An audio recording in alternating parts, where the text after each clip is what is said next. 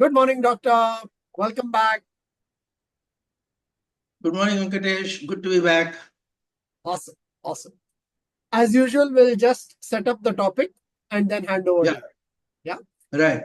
So the topic for today is empathy. This is going to be part of a few sessions where we are going to talk about parts of EQ and how it plays an important role in our wellness. One of the most important parts of our life is our relationships with other people, ranging from our family to our work relationships and so on. And empathy is a very important way of being able to manage our relationships well. And that's why it's part of our series. Yes? Right. Thank you, doctor. So please, over to you. Yeah. Thank you again, Venkatesh. Yeah. Just imagine you walking down the street with your friend. Right. And your friend, and of course, you and your friend are friends. So, yeah, good. And suddenly, piece of glass, broken glass, cuts into your friend's toe. Correct. And he starts bleeding. And that time, what do you say? Oh my God, you say, oh, you do all that stuff.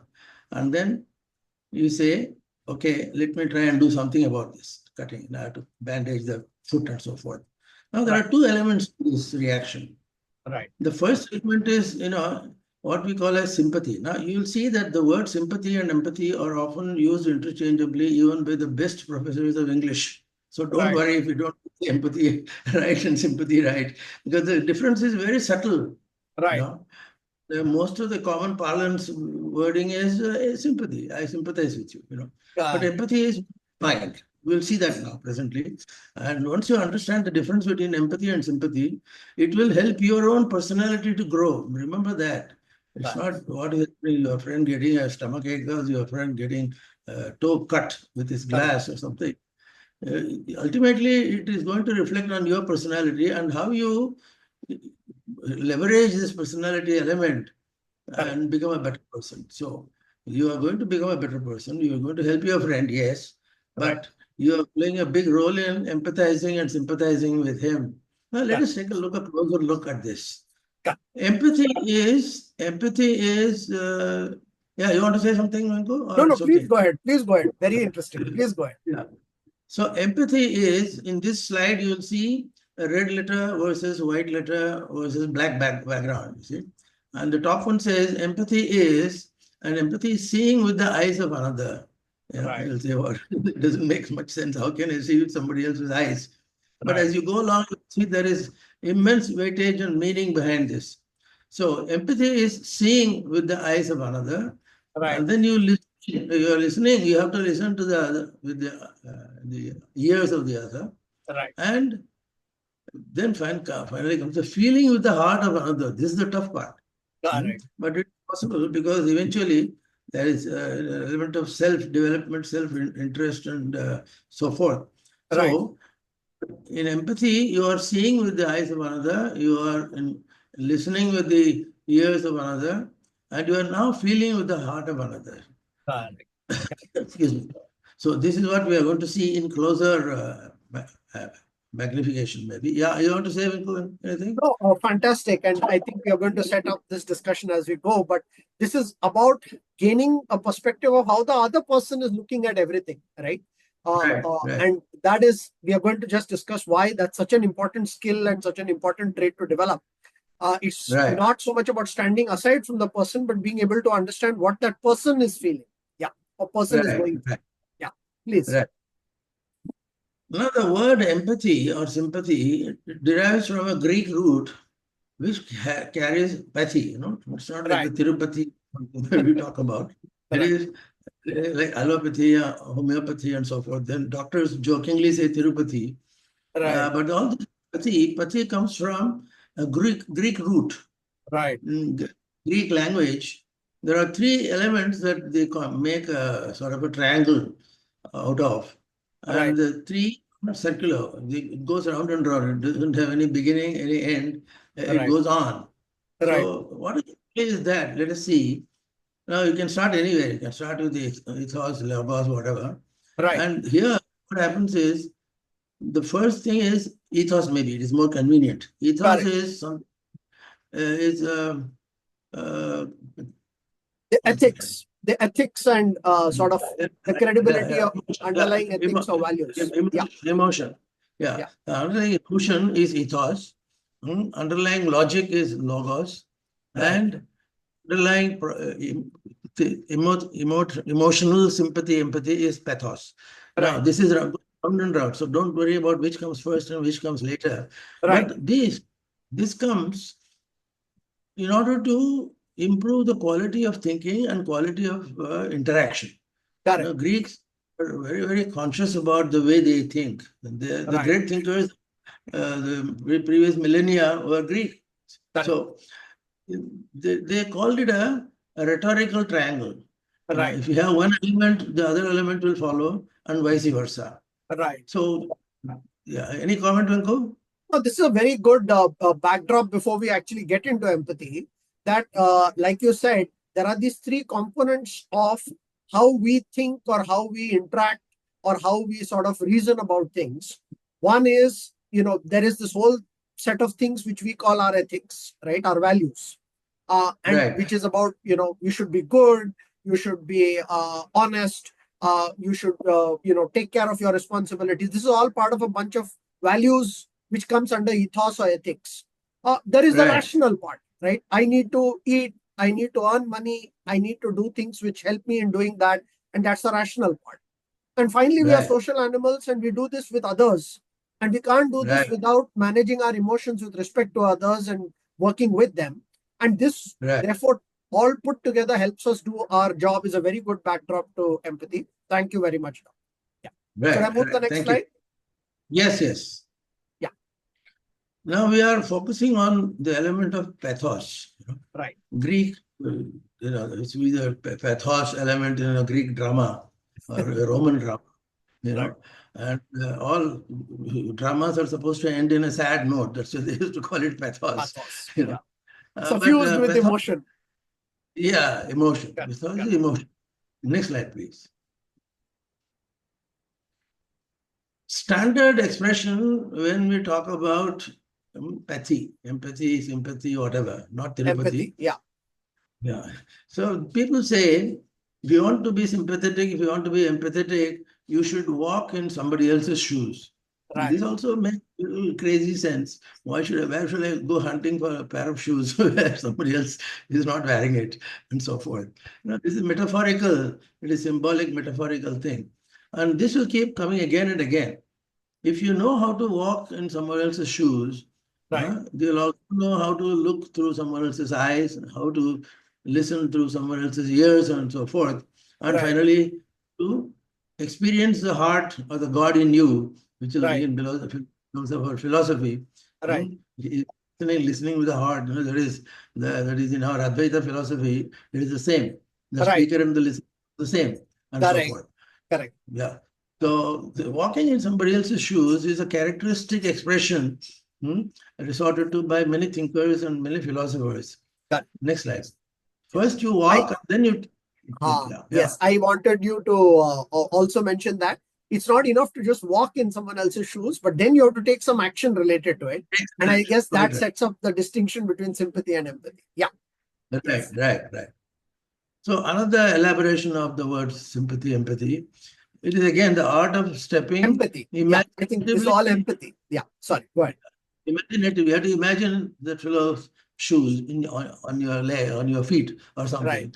So, and you have to understand with the feelings and perspectives, using that understanding to guide your actions. Now, understanding is vital. Now, understanding again takes us to the brain and Correct. to the mind. Correct. Yeah. All that happens together. It doesn't mean that you do one first and then come later. I'll come Correct. tomorrow for Correct. my empathy. You can't Correct. do that. It is Correct. happening. It is Correct. happening simultaneously, just like your emotions are happening when you are experiencing them, and Correct. so forth. Correct. Yeah. Next slide, please. Yes. Yes. Now this is an important one. Yeah. Yeah. Now, there are graphs and diagrams, and there are memes, and there are any number of things which will tell you what is the difference between empathy and sympathy. Right. And here is one. Here you see two fellows. one fellow suffering, sort of commiserating. We call it commiserating. Right. You go experience the misery of the other. It's called commiserating. Right. Hmm? And the guy here says, the guy in red shirt says, "Oh, you're hurt, no? Like the piece of glass which cut your toe." Correct. He'll say, "Oh, I know it must be hurting you very bad," like that. Right. The other fellow say, "Okay, let's get up and go a little ahead and go to a dispensary or go to a surgery and then take some action." So you Correct. see in the picture, somebody doing action actually. As Venkatesh was telling you rather, action is the final element of behavior in our domain of thinking. Correct. Any amount of theory is not going to help you. You Correct. know, uh, Unless you act an on ounce, yeah, an ounce of action is better than a ton of emotion or something. So in sympathy, you just sit in your chair. You don't move from your chair. You don't even lift your leg, it. Right. and you say, "No, it must be hurting." Correct. Whereas in empathy, you have started moving already. As Right. you're commiserating with the other guy, you Right. are already well into action. Correct. Yeah. And along with that action comes the intensity and the quality of feeling. Correct. The level of significance between the two is visible in the very interaction, between the Right. two. Correct. So sympathy and empathy, that is one thing. You will see a couple of more slides using this contrast, Correct. but the principle is the same because ultimately you will have to reinterpret this in your own mind Correct. and make yourself a better person and help the other person also become better. Correct. So Correct. next slide. So Yeah, before next that, slide. Doctor, one thing that I thought, one is, of course, I think you mentioned the action orientation. One thought that Yeah, comes to me from this slide, and of course we'll look at others as well, is in one of them, you are sort of standing outside of the other person and saying, I think it must be hurting. The right, empathy is sort of you're not only feeling or looking at it from that guy's perspective, but you're right, conveying that to that person. Now, why is that right, important for action, according to me, or sort of just we should discuss that? Is very right, often when people feel you're preaching to them from a distance, or even if you're helping them from a distance, there is a reluctance to, I mean, there is a disconnect between the two people because one of them feels that, you're sort of either looking down on that person or you're not really understanding what's going on. Whereas in the second part, in empathy, the feeling that, okay, you understand what's happening to me, and therefore I'm more willing to sort of take action alongside you and get you, we can work together to solve this problem. They are more right, open to right, it. That's sort of based, I guess, on the way we as human beings look at things. If we feel yeah, like yeah, we're part of something together, then we are ready to do something. Whereas if someone is sort of saying, here, take some money, you're a poor guy, or, here, take one bandage. But if you feel that other person hasn't understood your predicament, it's much more difficult to act. Yeah, I thought I'd make that point. I guess empathy, that's why the emphasis on looking at it from the point yeah. of view of the other person. Right, right. Yeah, getting involved. In the key element is getting involved. Exactly. And Exactly. one more slide, sympathy versus empathy. Yeah, I think the And getting involved is a very good point you made, Doc. That that right, getting involved and the other person feeling you're getting involved is a very yeah. crucial element of the difference between sympathy and empathy. Yes, doctor. Sorry, Right, sir. Go ahead. right. And continuing briefly with the example of glass cutting your toe, Correct. hmm, you understand the pain, etc. And then you have to feel the pain, which automatically happens. By the way, if you get involved, your feeling of the pain automatically happens. Now, the problem is you're walking down the road and the same thing happens to you with a dispensary around, then you get the toe bandaged. But if you Correct. don't get a dispensary or hospital along, you have to go here and there. You have to move half a kilometer, whatever, take a taxi, you do something. Correct. Hmm? That is real involvement. Correct. Uh, Involved, we say in HR, we say get involved, Correct. Otherwise, people say, okay, chalta hai, it's okay, Correct. oh, it happens, too bad, Correct. that kind of. So here, mm, the perspective, yeah, that's what Yeah, looking at perspective. the, Yeah, the fonts are a bit difficult to read. Yeah, yeah, yeah, yeah, you're and right. also, You're right. Perspective. Perspective. yeah, yeah. Discovering and understanding from the sufferer's perspective. This is again, your brain is involved. The moment you say feeling and discovering and understanding, your brain is involved. Correct. Yeah. The deeper it gets involved, the more it will become part of your value system. We'll come to that later. But understanding from the user's perspective is one thing, but discovering and understanding from the sufferer's perspective is deeper. It's something deeper. And empathy is deeper. It involves, it calls for more involvement of your senses. Yes. Your body will have to collaborate.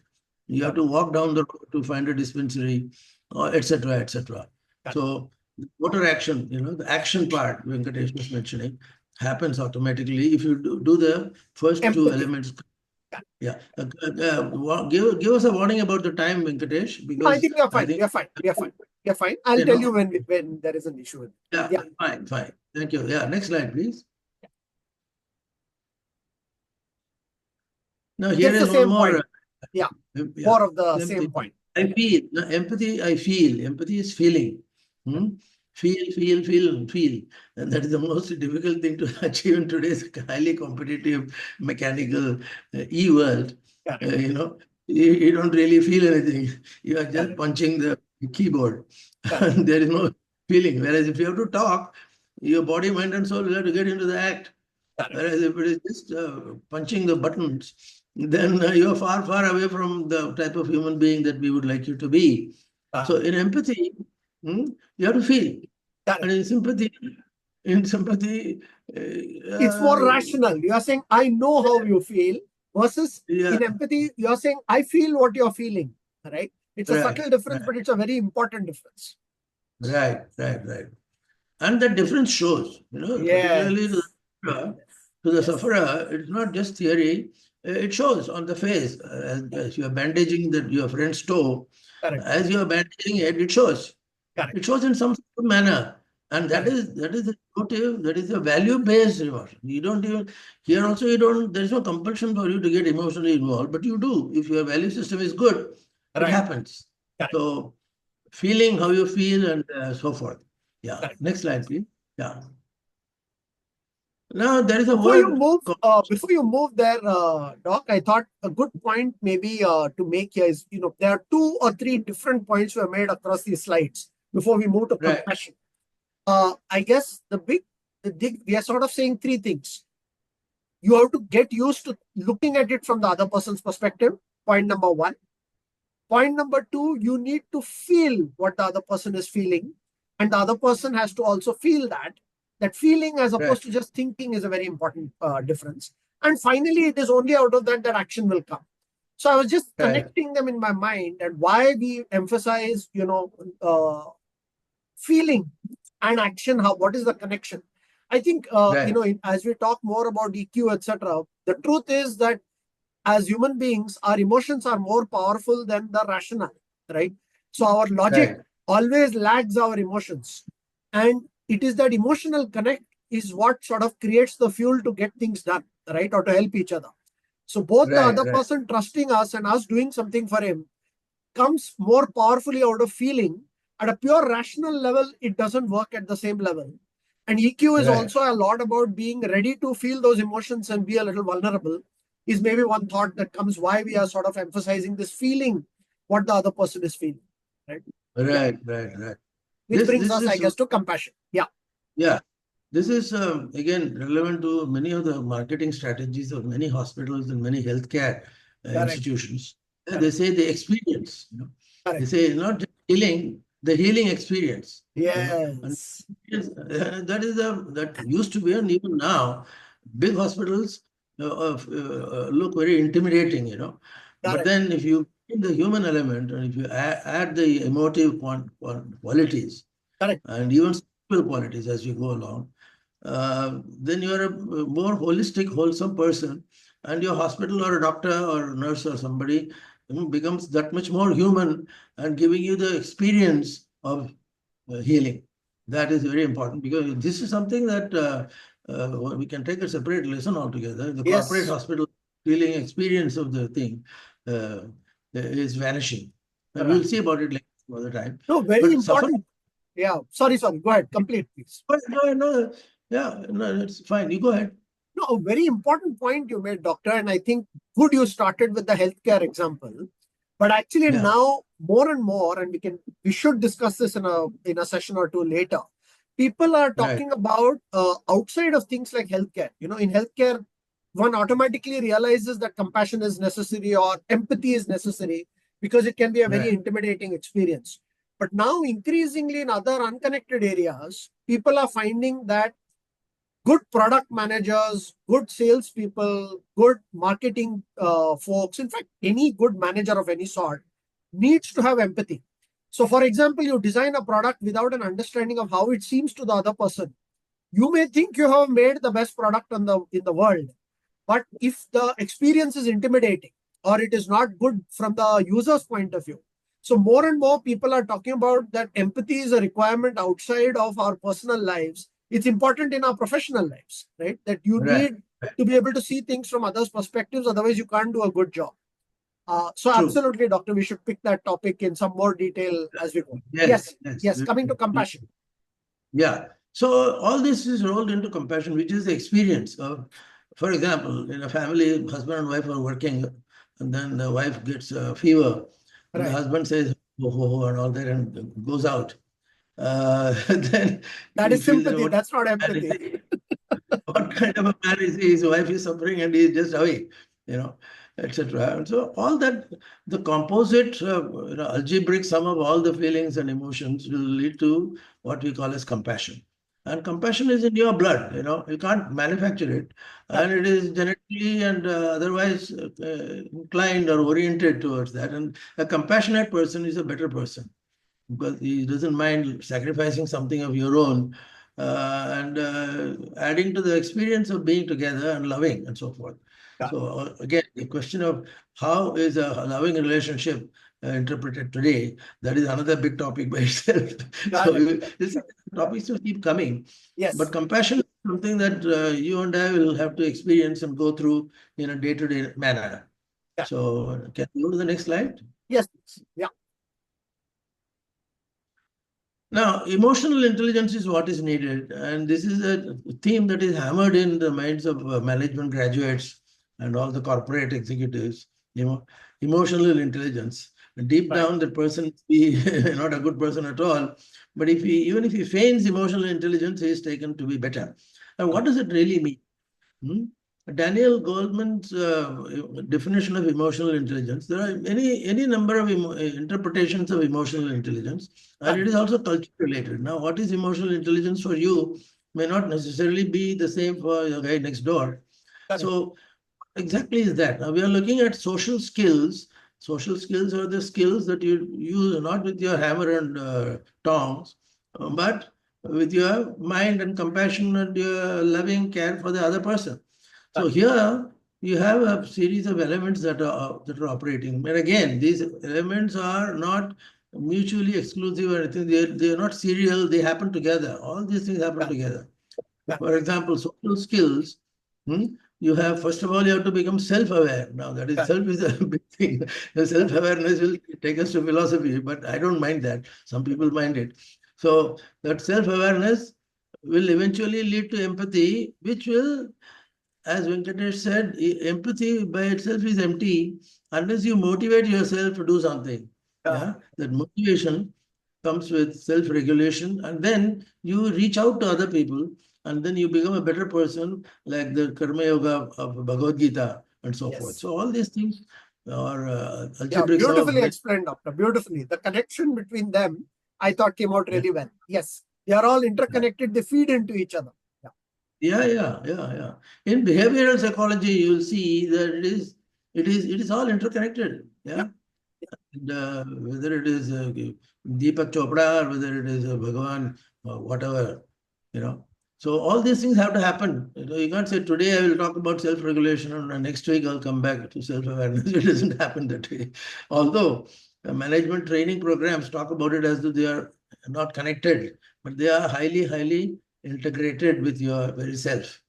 So you have self-awareness, you have empathy coming out of it, and then your motivation, which leads to self-regulation. And Daniel Goldberg's emotional intelligence may be 25, 30 years old, but it is still valid today. Just as Bhagavad Gita is still valid today, tomorrow, day after. Got So all these things add up. it. So Any comments, Ankur? No. I think very well put and nothing to add. Should I move to the next one, Doctor? Yeah. We will run out of time. No. I think we are Yeah. fine. We are fine. I'll guide you to. I think we have Okay. another 3 or 4 slides, so let's cover it. Yeah. Yeah. So here is a slide which is basically meant for psychologists and not for lay people. Right. And psychologists divide the empathy into affective empathy, hmm, somatic empathy, and cognitive empathy. We don't need not go into the details of that. It is highly academic, so which is not mundane to our discussion today. We So don't need to this next, remember the words, but the ideas are very useful.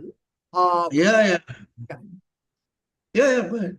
No, I think while we don't need to remember the jargon, I think Yeah, the that we are breaking empathy into 3 parts helps us to develop it, right?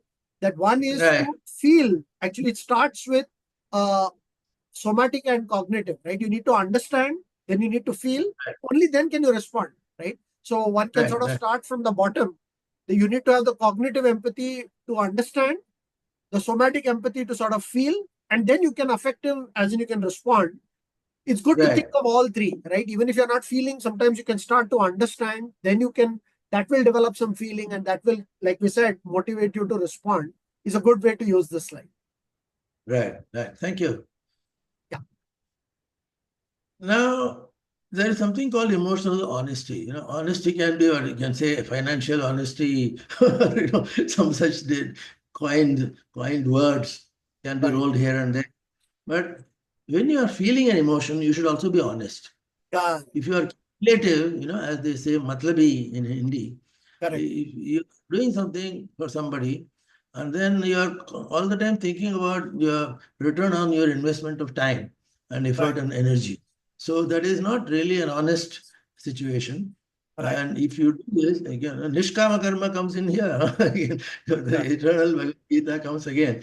If Correct. you are emoting without honesty, as they said, politics is the last resort of a scoundrel, and politics is a highly emotive situation, and emotional honesty is hard to get, and so forth. But if you are genuine, if you are a Right. genuine person, or in Bhai language, genuine, admi genuine, that means Correct. he is genuine. Correct. Like that. Yeah. Next slide, please. So the very important point before we move on, because actually in Keep an psychology, eye on the time. Keep an eye yeah, on the yeah, no, time. yeah, this, but it's an important point. I think the rest are sort of maybe similar. Right. The honesty part is very important, what you said, doctor, because in psychology and many other things, they talk about authenticity, right? People Yeah. automatically, why is honesty talked about by human beings so much? Because they are very suspicious of things which seem to be manipulative, or where things are not what they seem. And in emotions, it gets picked up very quickly. So people very quickly feel when you're manipulating them, but they respond to authenticity or to honesty very well. If you are not what you seem, they have a problem. Even if you are a little harsh, they are okay, so long as you are what you seem. Yeah. Right. True. Now that takes us to the final common pathway of our Right. discussions. It will keep coming again and again. The recurring theme of our series of interactions are that there is an element of spirituality, Yeah. body, mind, and soul, and all these things converge. Yeah. Sarvadeva Namaskar Keshavam Pratigachati, we say in our morning prayers. Whatever good things you do, it will consolidate into all roads lead to Rome, like a situation, and your personality gets enriched. You should remember this. There is an element of, in Marathi, they say swartha, selfishness, Yeah. but it helps you. When you are helping others, you are actually helping yourself. Yeah. It may sound paradoxical, but it is extremely important. But if you are honest and sincere, Yeah. your spiritual intelligence grows. You Yeah. may not be having, coinage of various equations and so forth, but spiritual intelligence shows, and that itself is a great thing to go through. Yeah. So ultimately, that's what is happening. Now, EQ, IQ, SQ is a triangle. The three-cornered existence. IQ is intelligence quotient. Your cognitive intelligence quotient. Yeah. EQ is emotional intelligence. SQ is a spiritual intelligence. The least concrete of all this is the spiritual element, because Yeah. spiritual element, spiritual quotient is experience driven in a very sophisticated way. You Right. know, emotional quotient does the same, but the level of sophistication of thinking is the highest in spiritual quotient. Right. Zohar and Marshall wrote a book, but somehow they couldn't really make it a bestseller. Right. Daniel Goleman's book became a bestseller. Yeah. And IQ, of course, is common knowledge. Yeah. So this all three will have to happen together. Yeah. Any thoughts, Venkatesh? I think you've been building to this across all the slides and across the talks that Yeah. you need to build maybe the first two to start feeling the third, right? You need to build your IQ. Right. Your IQ is, obviously talked about, but we have discussed EQ today. But that EQ and IQ sort of allow you to move to the next level and start thinking about SQ. Is an Right. important point. It's not the topic for today, but it's an important point that these are building blocks as we move towards that ultimate topic almost. Yeah. I remember when this Zohar and Marshall's book came, I was doing some sessions for Larsen and Toubro. Right. And they gave me a series of 3 or 4 slots, which is getting from Larsen and Toubro was not a joke. So there again, they appreciated, the fellows are dealing with hardware, hard engineered engineering Correct. mechanisms, but Correct. they are able to appreciate your spiritual quotient. Correct. So that will be happening, and you should make it happening. So for you Correct. to be a wholesome human being, you should. You Correct. should. Yeah. So there again, the opposite of it is intellectual dishonesty. If you are not intellectually honest, if you are not emotionally honest, Correct. you are emotionally dishonest. So the other side of the coin is that, and there is a term called emotional outsourcing. It's Correct. again like one walking out on the ailing wife, and then he says somebody else will take care of her. And we all outsource our emotions quite a lot, and without feeling any guilt or anything. But one should. See, if there is a major corporate event happening and you have to be there, yes, you have to be there. But you can't make it an excuse to shove away your emotional honesty to somebody else. He will take care of you. It's not like a babysitting where the baby is made to sit like that. But this is again highly sophisticated thinking, emotional No, it's in, outsourcing. yeah. We cannot Yeah, abdicate our emotional responsibilities. I guess there are, yeah, as yeah, much as there are physical responsibilities, there are emotional responsibilities. And right, you can't outsource that. You can't say that exactly like you can't outsource parenting. And you can't right. outsource, for example, our personal responsibilities towards our larger family, back to our elders, and so on. If you can't say that somebody else's responsibility, right? Or I will just Right, pay the right, money and get it done. Doesn't work that. right. This is our last slide, So, Doctor. Yeah. yeah, it's a last slide. And if you are spiritually intelligent, you are emotionally also intelligent. You are empath. You are empathizing in the context of a spiritual experience. So Right. this is again a question between EQ and SQ. Right. We need not go through that again, but we'll go through it in a different format on different occasions. So that's where we are. I think one important point you made, Doctor, we have a minute or two, so you can, I think you touched on it in the middle. You can touch on it again here. This Mhm. Advaita combine very well with spiritual empath, right? That we are Right, all right, one, right? There is one right. spirit. We are not. Any thoughts, Doctor, before we conclude? Conclude this is this what is that many Advaita, saints are Advaita. yeah, many saints are converging into that holy dip, that thing. And last night accidentally, I stumbled upon a particular sadhu, Right. and many times sadhus are sort of looked down upon, but this particular sadhu was a highly articulate and educated man, and he was talking about this very thing. you know if you are spiritual, there is only one spiritual experience. You call it by whichever name you want, like Bhagavad Gita would say, or Sarvodeva Namaskaraha would say. It all blends, and Correct. the blending should be managed by you. Correct. Blending itself can be an experience, Correct. but that will have to be made very very superior, very sophisticated. So that kind of a thing is possible. And sitting on Prayagraj and somebody is talking about it, made quite a sense. Not that I watch all that all the Yeah. time, but it makes a difference. So spiritual empath through the mouths of a European or an American, vis-a-vis spiritual empath through the mouths of a sadhu in the Ganges, whatever. The So same all thought. that, everything Yeah, becomes it's the one. same thought. Correct. Exactly. Yeah. So to summarize then, Doctor, we basically covered empathy today as part of a sort of, now we'll discuss this over the next 2 or 3 sessions. We'll lay a little emphasis on EQ and how we build our emotional capacity for wellness and that part of wellness.